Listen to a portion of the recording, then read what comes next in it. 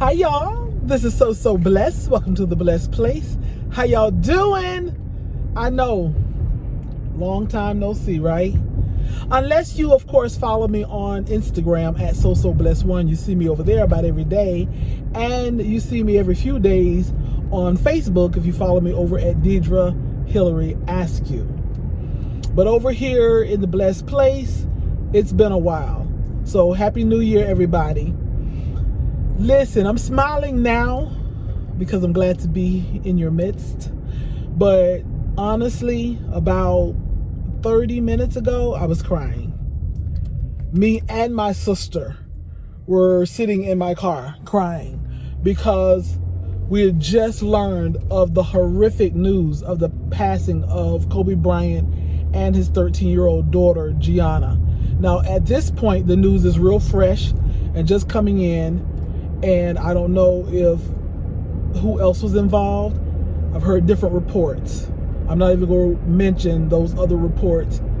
We'll let it all unravel and find out for sure. But at least I believe the news is correct about Kobe Bryant and his daughter. And that was just such shocking news and such sad news.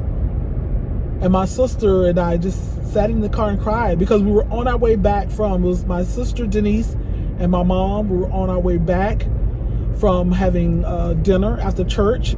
I had a promotion dinner. I got promoted on my job. And I'll talk about that a little later. Tell you what God did there. That's a whole nother video of God's goodness. Y'all stay encouraged, because I got a story about that. God's blessing and promotion. But back to Kobe, my sister Denise and my mom and I were coming back in my car, riding together from dinner to celebrate my promotion. And we're in the driveway, and we call the kids, our kids, who are all grown, had in the family chat that there was news that Kobe Bryant had died and his daughter had died in a helicopter crash. And so I looked on my phone and went to CNN, and sure enough, that's what the headline story was out. And my sister and Denise cried. My mom had gotten out of the car and went inside the house, but Denise and I just sat there and cried because we're both are identical in this way, that we're such empaths. And if you need to know what empath is, look it up.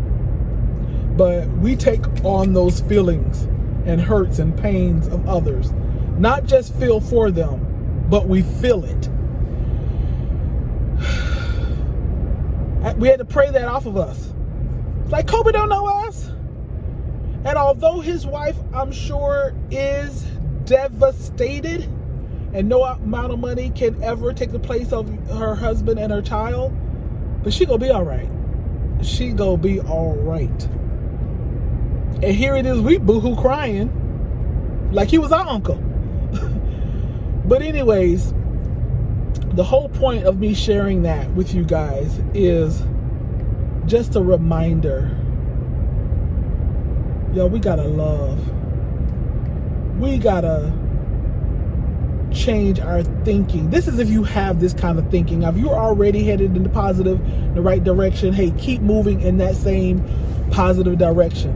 But some of us are stuck in either negativity, or we're just complacent, or we're a little bitter, or we're not forgiving. Life is just so unpredictably short. Enjoy every minute while you don't spend it. Don't spend it being bitter. Don't spend it in complacency when you know there's more that you want, when you know that there's more that you deserve, when you know that there's more that you desire. And I don't care what age. Somebody just told me today, D, I thought how are you enjoying retirement? And I said, girl, I retired for about 1.5 years, and I went back to work 8 years ago. Because I retired in 2010. I was only 43. I knew I wasn't going to stay retired forever. But this person hadn't seen me in so many years. She thought I was still retired. And I was like, girl, I went back to work, and I'm still working, and I just got a promotion a couple of days ago. The reason I share that is because I'm 53. Lord, am I 54? I'm 53. I'll be 54 in August. Just encouraging you that it's never too late to do something new. It's never too late to advance. It's never too late for promotion. It's never too late for blessings. It's never too late for you to marry or to find that love that you desire. It is not too late until your helicopter is crashed. Well, I hope that didn't sound bad, but y'all know what I mean. It's not too late until you are gone and you have no breath left in your body. I've heard of people being in the hospital and still, I know this young man who was waiting on a kidney transplant for years, and he was always in and out of hospital. He got his master's degree, or double master's, while in and out of the hospital. I'm talking about in the hospital at months at a time on dialysis. He got his double master's while getting dialysis 5 days a week, waiting on a kidney transplant, in and out of the hospitals. I know I'm kind of going all over the place, and I'm just trying to let you know that somebody needs to know that this life is too short.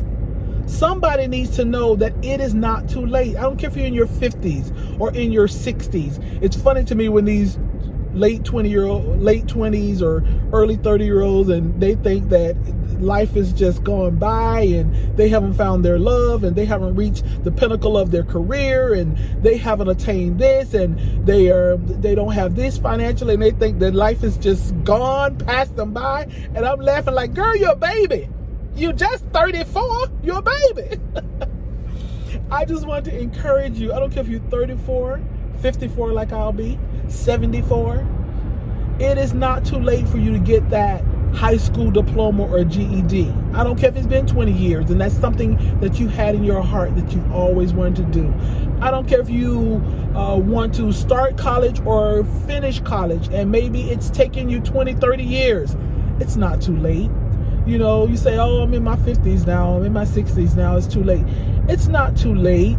It's perhaps you want to be married or married again, and you figured, I'm set in my ways, or I'm now in my 50s and my 60s. Who's going to want me when I'm like this or like that? It is not too late. It's not, you guys. It's not too late until you have no more breath in your body. I want to encourage you. It's not too late to forgive. You might say, I held a grudge about this thing or against this person for 20 years, 10 years, 5 years, a few months, whatever. And how can I go back now and ask for forgiveness after holding this grudge for 10 years? Or how can I ask for forgiveness when I've said the most horrible things there is to say to another human being? I've said it, and I said it out of hurt. How can I now go back and ask for forgiveness? You can go and ask for forgiveness. Hey, that person might not forgive you, but that's okay. You ask for forgiveness, you release that from your heart, and you move on for your blessings.